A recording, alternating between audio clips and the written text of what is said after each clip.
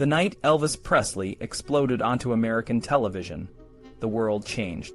It was September 9th, 1956, and Ed Sullivan, the most famous host on TV, was about to introduce a young man who would make history. The room was electric with anticipation. The audience, mostly teenagers, was on the edge of their seats, ready to explode with excitement. The adults, on the other hand, were on the edge of their seats, ready to explode with anxiety. Elvis Presley stepped onto the stage, and the world stopped. He wore a black suit, his hair slicked back, and his eyes sparkled with a mix of innocence and rebellion.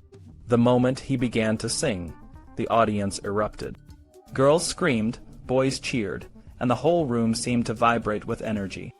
But it wasn't just the music that had everyone on their feet. It was Elvis's movements, his hips swiveling, his legs dancing, his whole body pulsing with a rhythm that was both seductive and wild. The adults in the audience couldn't believe their eyes. They saw something dangerous, something that threatened the order of their world. They called him Elvis the Pelvis, a name that made him blush but only made the girls scream louder. The older generation saw him as a threat to their values, a symbol of everything they feared about the changing times. But the young people saw something else. They saw a hero, a rebel, someone who was finally breaking the rules and giving them a voice. Elvis's performance that night was more than just a show. It was a revolution. He was tearing down the walls of conformity and tradition, and he was doing it with a smile. His music was a blend of country, blues, and rock and roll, a sound that no one had ever heard before. It was raw, it was powerful, and it was unstoppable. The next day, the news was abuzz with the story of Elvis Presley. Some called him a genius, others called him a menace. But everyone agreed on one thing: he was a phenomenon. His music was climbing the charts, his records were selling like hotcakes, and his name was on everyone's lips. He was the king of rock and roll, and he had only just begun.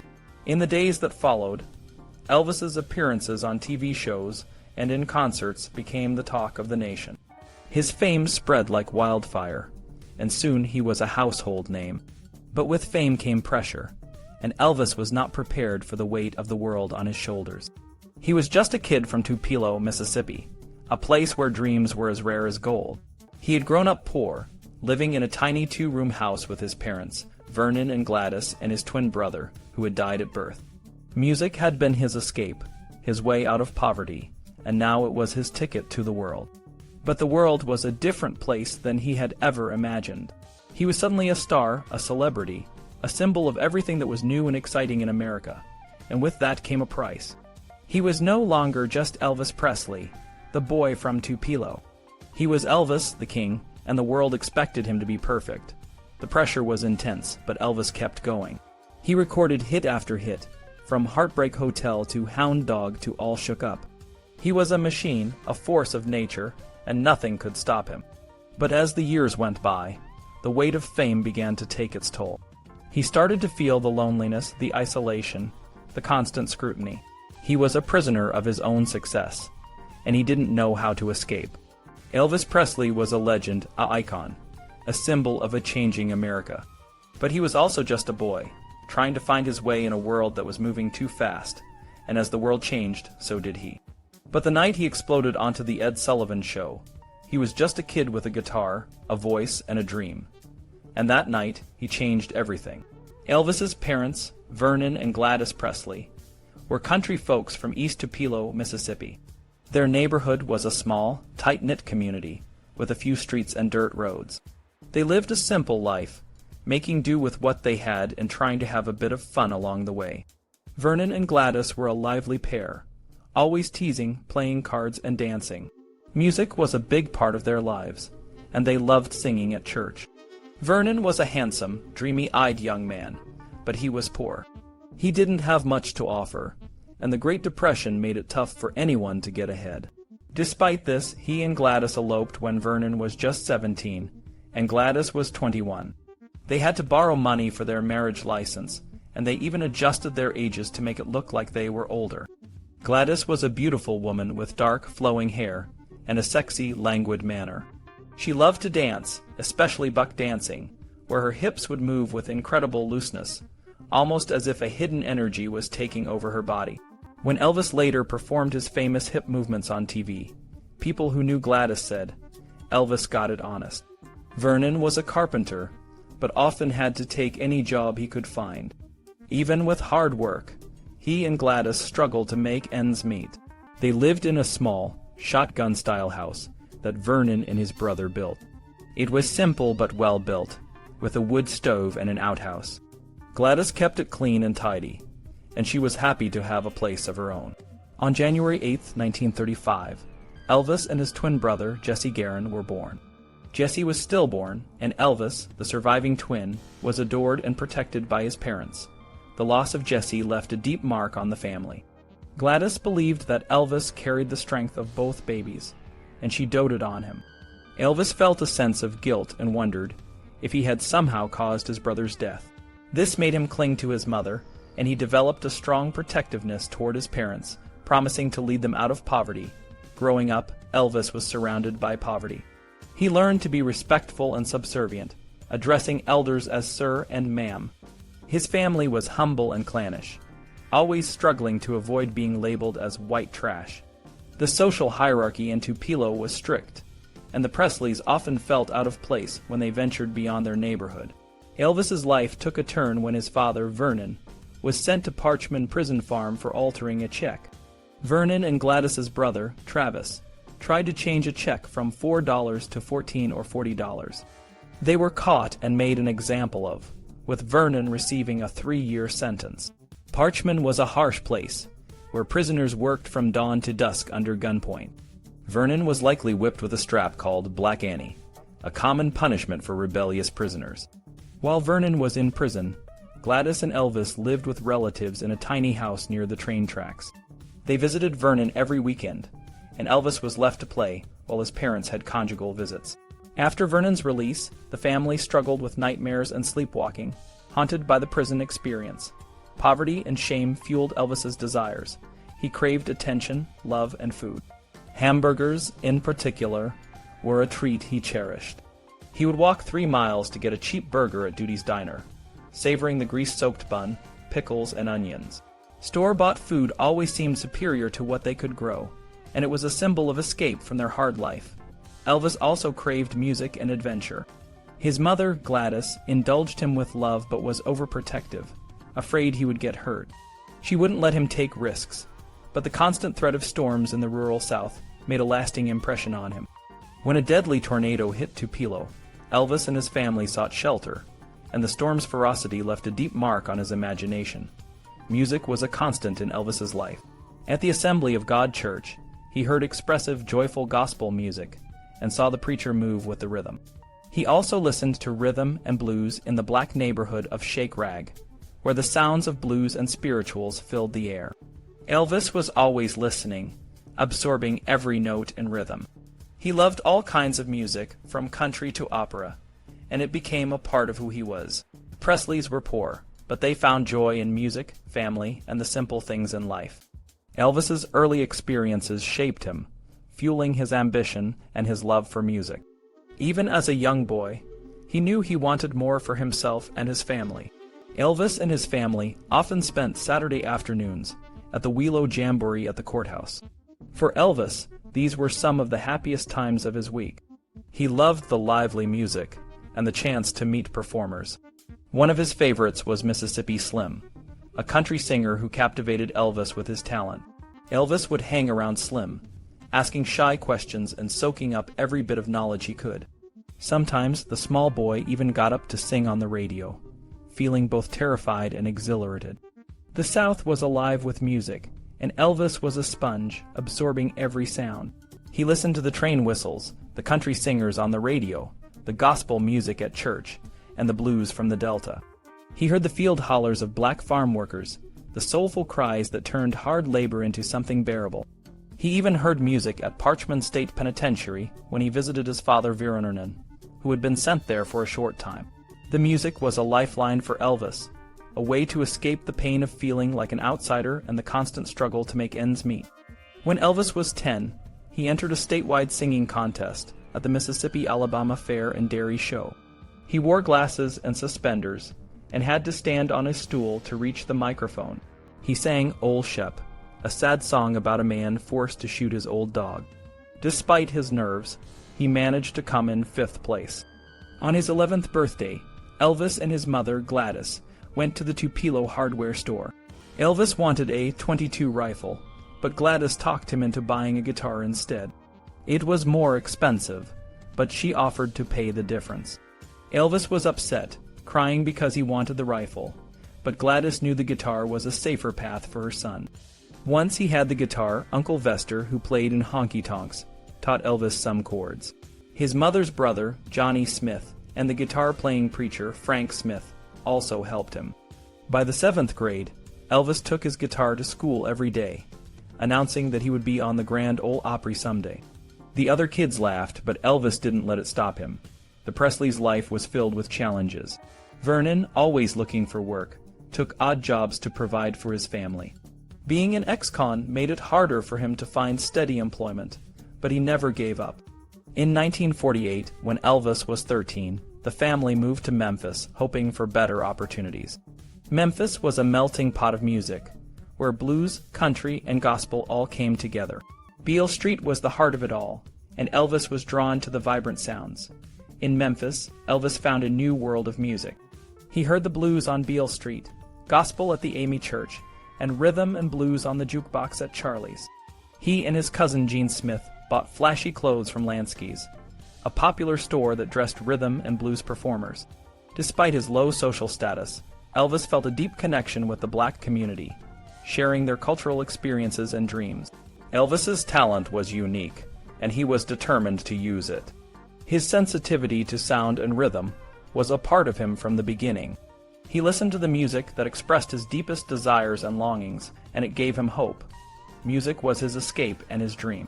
After high school, Elvis worked various jobs, including driving a truck for the Crown Electric Company. He still dreamed of becoming a star, even though he was shy and often mumbled. People had told him he couldn't sing, and he failed music in high school, but he didn't give up. He sang at every chance he got, at sock hops, school assemblies, and used car lots. He hung out at all-night gospel singings where he felt at home. Elvis's appearance was a way to stand out. He grew his hair long and wore flashy outfits from Lansky's, which made him a target for ridicule, but he didn't care.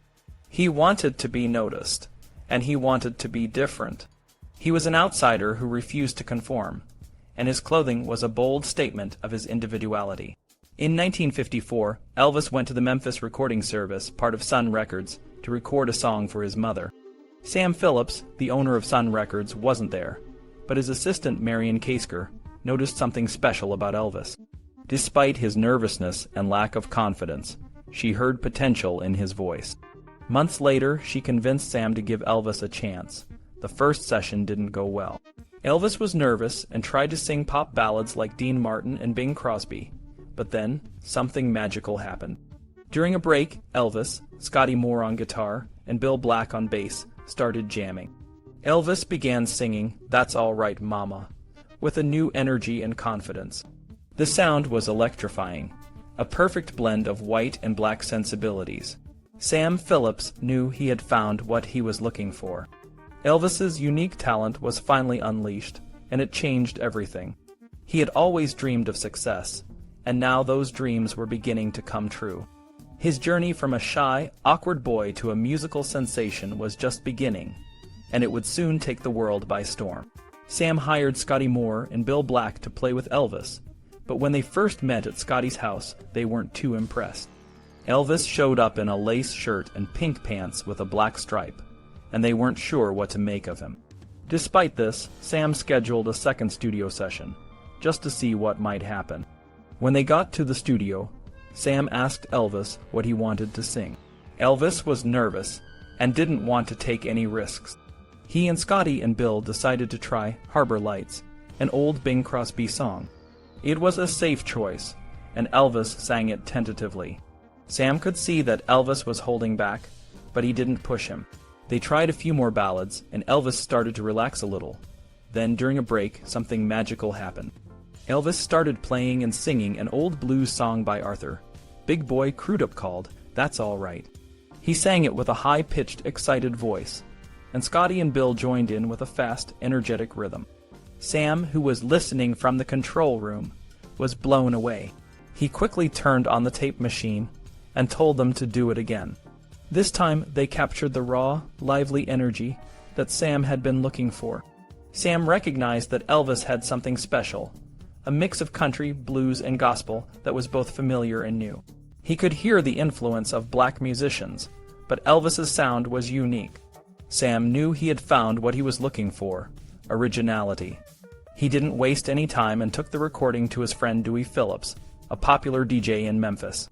Dewey played "That's All Right" on his show, and the reaction was immediate. People called in, some loving it and others hating it, but everyone was talking about it. Elvis, who was too nervous to listen to the radio, was at the movies with his cousin when Dewey called the Presley house for an interview. Elvis's parents rushed to the theater, pulled him out, and took him to the radio station. Dewey kept the microphone open during the interview, making Elvis think they were just chatting off mic. Elvis was so nervous that he mostly said "yes, sir," and "no, sir," but Dewey made a point of asking where Elvis went to school, so everyone would know he was white. Dewey played the song 14 times that night, and the calls kept coming in. Elvis became an overnight sensation in Memphis. People couldn't decide what to call his music. Was it rhythm and blues, country, or something new? What they knew was that it was different and exciting. Elvis's music had a raw, sexual energy that resonated with poor white and black audiences in the South. They saw themselves in his music, and it gave them a sense of belonging and authenticity. Sam quickly got Elvis back into the studio to record a B-side. They chose "Blue Moon of Kentucky," a bluegrass song by Bill Monroe. Sam added a home-made echo effect, and they had a record that would change the course of American music. Elvis's girlfriend, Dixie, was amazed when she heard "Blue Moon of Kentucky" on the radio after returning from vacation. She had no idea Elvis had such big ambitions. Over the next year and a half, Elvis recorded more songs with Sam, including "Mystery Train," "Good Rockin' Tonight," and "Baby, Let's Play House." Elvis and his band, the Blue Moon Boys, created a sound that was both powerful and unique. Elvis learned to be patient and disciplined in the studio, and his music became more refined. But the raw, unfiltered energy of his early recordings at Sun Records remained a hallmark of his style. When Elvis first performed "That's All Right" live, he was so nervous that he shook on stage. He raised up on the balls of his feet to steady himself, and his legs started moving with the music. The girls in the audience loved it, and Elvis realized he could use his movements to connect with them. He started to let loose, shaking and jiggling his legs, and the audience went wild. He was a natural showman, and he quickly learned how to work a crowd. Elvis's performances were a mix of spontaneity and showmanship. He was polite and unassuming offstage, but on stage he was a different person. He moved with a raw, sexual energy, and his audiences couldn't get enough. He told off-color jokes, spat, and generally broke all the rules of professional showmanship. He wore colorful, unconventional outfits and styled his hair in a pompadour with sideburns. His performances were full of energy and excitement, and he quickly became a sensation. Elvis's music and stage presence were a reflection of his own journey from a shy, insecure young man to a confident, magnetic performer. He had found his voice and his style, and he was ready to take the world by storm. Elvis Presley's rise to fame was as much about the music he made as it was about the way he moved on stage. His iconic stance, legs spread wide, knees bent, swaying rhythmically, wasn't just a flashy dance move. It had deep roots in African American culture, where it was a way to imitate the labor of workers and express a powerful, sensual energy. Alan Lomax, a musicologist, wrote in his book, The Land Where the Blues Began, that this movement was called rocking.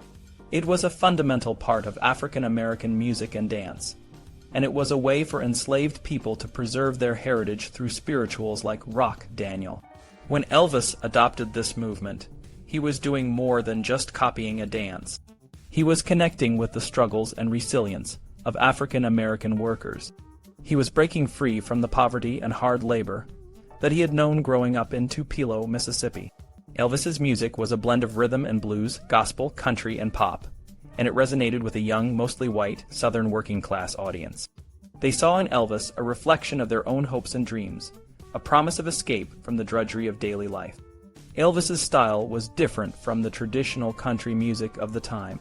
While artists like Hank Williams and the Louvin brothers sang about heartache and loneliness, Elvis brought a high-energy, joyous, and sensual quality to his performances. This made him stand out, but it also made him controversial.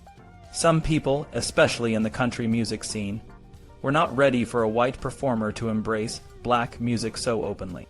One of the most significant moments in Elvis's early career was his performance at the Grand Ole Opry in Nashville in October 1954. The Opry was the pinnacle of country music, and getting a spot there was a big deal. Elvis and his band, the Blue Moon Boys, were nervous and worried about how their audience would react to their rock and roll take on Bill Monroe's Blue Moon of Kentucky. The audience's response was tepid, and the Opry's management didn't seem to like what they saw. According to some reports, the Opry's manager told Elvis to go back to driving a truck and not to bring nigger music back to the stage. This was a setback, but it also showed Elvis that he needed to stay true to his own style, even if it meant not fitting into the traditional country music scene. After the Opry, Elvis and the Blue Moon Boys joined the Louisiana Hayride, a less rigid country music show. They toured the South, playing in small towns and venues like feed mills and schoolhouses. Elvis's performances were electric, and he quickly became the headliner. His music was selling well, and he was becoming more controversial, with jealous guys getting into fights over his popularity with their girlfriends. Despite his success, Elvis was still uncertain about his direction. He had a conversation with country music star Ernest Tubb, where he expressed his ambition to sing country music. Tubb advised him to follow the money and do what the crowds wanted, which Elvis did. He continued to experiment with his music, trying different styles and arrangements, and he always aimed to give the audience what they wanted to hear. During this time, Elvis's personal life was also changing. He had a girlfriend named Dixie Locke, but she gave up on him as he became more famous and distant from his roots.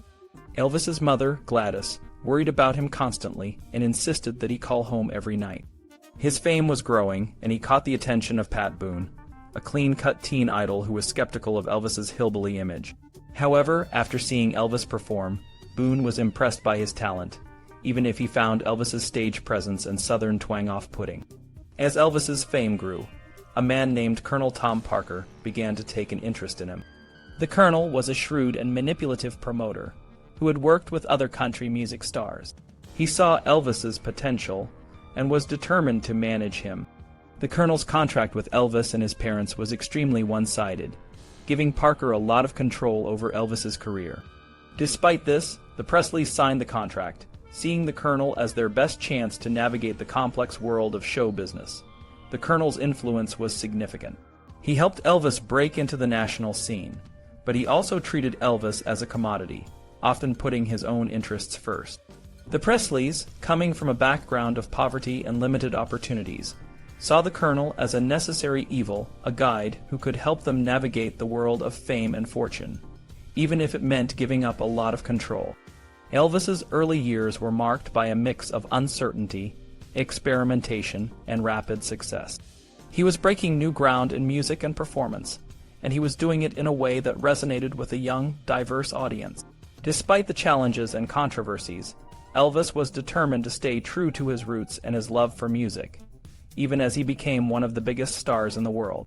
Elvis and his family were used to dealing with people who tried to get the better of them. They were from the South, where everyone knew how to haggle and trade. This skill was part of their daily life. They had to be shrewd to survive, and they prided themselves on not getting fooled. Elvis's father, Vernon, was a careful man with money, and his mother, Gladys, kept the family grounded. When Colonel Tom Parker came into their lives, they recognized him as a smooth talker, someone who knew how to make a deal. But they also knew he could be trusted to bring in money, which was something they desperately needed. Despite Gladys's reservations, the Colonel's charm and big promises won them over. He was like a carnival barker, always full of energy and grand ideas. He promised to turn Elvis into a superstar, and he didn't waste any time. He bought Elvis's contract from Sun Records for a huge sum of money and signed him with RCA, one of the biggest record companies in the world. Elvis was thrilled. He sent the Colonel a heartfelt telegram, thanking him for everything he had done. With the new contract, Elvis's career took off like a rocket. He appeared on TV shows, recorded hit after hit, and even signed a movie contract. The money started pouring in, and Elvis bought his parents a new house and a fancy car. But with success came scrutiny. Elvis's performances were controversial, and he faced a lot of criticism. Some people thought he was too wild, too sexual, and a bad influence on young people. Even some preachers denounced him. Elvis was hurt by these attacks, but he tried to stay positive. One of his most famous performances was on the Milton Berle Show, where he sang Hound Dog and did a dance that caused a national uproar. Middle-aged America was outraged, calling him vulgar and indecent. Elvis defended himself, saying he was just being natural, but the criticism stung. He was also scheduled to appear on the Steve Allen Show, and the host made a joke out of his performance, having Elvis sing Hound Dog to a basset hound. Elvis felt humiliated, but he tried to be a good sport. This experience made him realize how easy it was to be mocked, and how important it was to maintain control over his own image and music. Despite the setbacks, Elvis was determined to prove himself. He took over the recording sessions, insisting on getting each song just right. He recorded Don't Be Cruel and Hound Dog multiple times, showing his dedication and talent. These songs became huge hits and solidified his status as a star. Elvis was learning how to navigate the complex world of show business, and he was growing as an artist. He wanted to make music that was true to himself and that his fans would love. The Presley family was in awe of what was happening. They had come from humble beginnings, and now they were living a dream. But the road ahead was full of challenges. Elvis was learning that success brought its own set of problems, but he was ready to face them head-on. He was determined to stay true to himself, and to keep making the music that made people dance and sing. Elvis's train pulled into Memphis on the 4th of July, 1956, and the conductor let him off near a local station. Elvis walked almost 2 miles home, feeling like he was floating. He had just come from a big recording session in New York, where he made some amazing music. He was proud and strengthened, ready to show Memphis the real Elvis. The house on Audubon Drive was new and beautiful.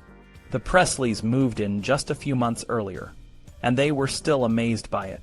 Elvis wanted his mom, Gladys, to have a comfortable home with new furniture and a nice backyard for a vegetable garden. He even bought her a pink Cadillac, just like he promised when he was a kid. When he got home, the pool was being filled with a garden hose because the pump wasn't working yet. Elvis jumped in, even though he couldn't swim, and splashed around with his cousins. The water was only a couple of feet deep, but it didn't matter. It was all about having a pool. That day, the house was full of family and friends. Fans lined up outside, watching from behind a picket fence. They were excited to see Elvis, but he was just happy to be home. That summer, I was 16, and my family went to the Memphis Zoo. It was our first time in a big city, and we were amazed. But I was more interested in finding Audubon Drive. I knew Elvis lived there, and I kept looking for a pink Cadillac in driveways. I didn't ask my dad to drive around looking for it, but I wondered if we were near Elvis's house. I had all sorts of fantasies about meeting him, but I knew it was a bit crazy to think we'd actually find him. The Presleys' new house was a ranch-style home with black shutters and brick trim. Inside it was spacious and modern, with carpet and wallpaper. It was a dream come true for Gladys, who had grown up poor and lived in run-down houses. Now they had a nice home with private bedrooms and modern bathrooms. Elvis's bedroom was pink, and it was full of fan letters and teddy bears.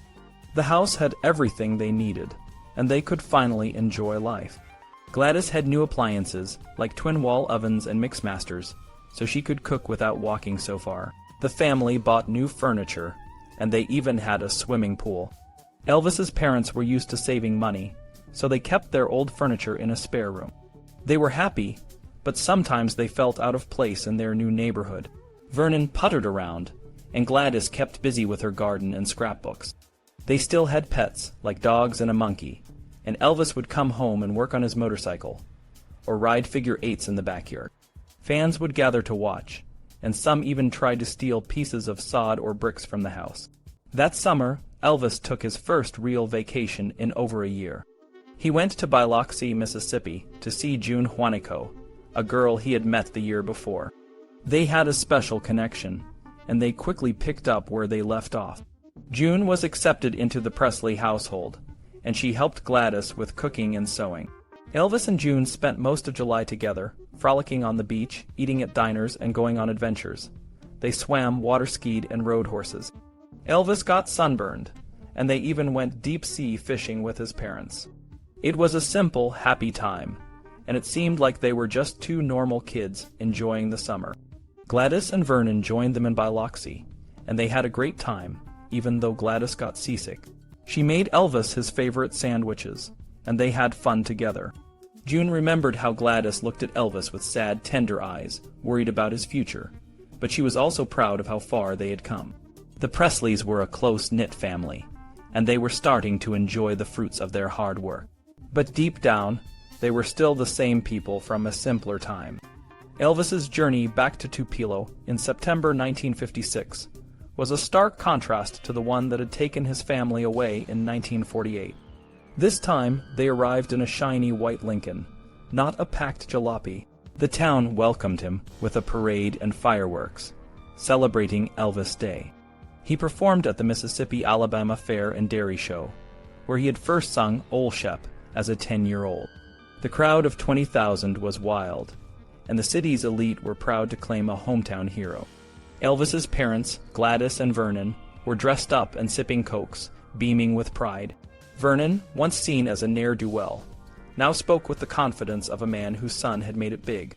But for Gladys, the joy was tinged with a bittersweet memory of their past struggles. She said, "It made me feel bad to go back there like that and remember how poor we was." Despite the accolades, Gladys and Vernon faced new challenges. Their home on Audubon Drive was besieged by fans and critics. Half of the letters arriving were attacks on Gladys and Vernon for being bad parents. The constant noise and traffic were a strain, and the neighbors were unhappy. Gladys worried about Elvis, afraid he would get hurt or corrupted by the fame. She longed for him to settle down, marry June, and start a family, maybe even run a furniture business. Elvis, however, was caught in the whirlwind of stardom. He was both celebrated and criticized, lionized and lambasted. In September, he made his first national TV appearance since the Steve Allen Show, this time on the Ed Sullivan Show. Ed Sullivan, who had initially resisted booking Elvis, paid a staggering $50,000 for 3 appearances. Elvis's performance, with his plaid jacket and energetic movements, captivated the nation. People like me, watching with my family, were enthralled and couldn't help but love him. Elvis finished filming his first movie, Love Me Tender, in which he played a Civil War character who died. He was eager to prove himself as an actor, dreaming of becoming the next James Dean. Colonel Parker, his manager, had a strategy to shift Elvis from the rock and roll controversy to the silver screen, hoping to give him a more wholesome image and protect him from the fad-like nature of rock and roll. In Hollywood, Elvis fell in with a group of young actors, including Natalie Wood and Nick Adams. Nick, a bit of a hustler, visited Memphis, and Gladys found him odd. When June Juanico came to visit, she felt Nick was an intrusion and didn't want to stay to meet Natalie. Elvis tried to reassure June, but she was jealous and left before Natalie arrived. Elvis showed Natalie around Memphis, but she found the experience less exciting than she had hoped and soon asked to leave. Back in Memphis, Elvis's relationship with June cooled. He had been confiding in her almost every night during the filming of Love Me Tender, even singing the title song to her over the phone. However, Hollywood was a different world, and Elvis was surrounded by glamorous women. The Colonel encouraged Elvis to be seen with these stars for publicity, which June saw as manipulation. By the end of October, Elvis had sold 10 million single records, a significant portion of RCA output. The Colonel secured a 3-picture contract and a merchandising deal, making Elvis a brand on everything from lunchboxes to pedal pushers. The Colonel's strategy was to keep the public hungry for more by rationing Elvis's recording sessions. But Elvis was happiest in the studio, where he could take his time and aim for perfection. He sang spirituals when the mood struck him, finding his place in the creative process. In December, Elvis joined Jerry Lee Lewis, Carl Perkins, and Johnny Cash for a jam session at Sun Records. They shared their love of gospel music, singing songs they knew from church. Elvis suggested they sing "Have a Little Talk with Jesus," and then he turned it into a Hound Dog style rhythm and blues, showcasing his confidence and high spirits. Elvis's journey had been a roller coaster, filled with highs and lows. He was no longer the shy, polite boy from Tupelo, but a star who had to navigate the pressures of fame, the expectations of his fans, and the demands of his career. Despite the challenges, he remained true to his roots, always finding his way back to the music that had brought him so much joy.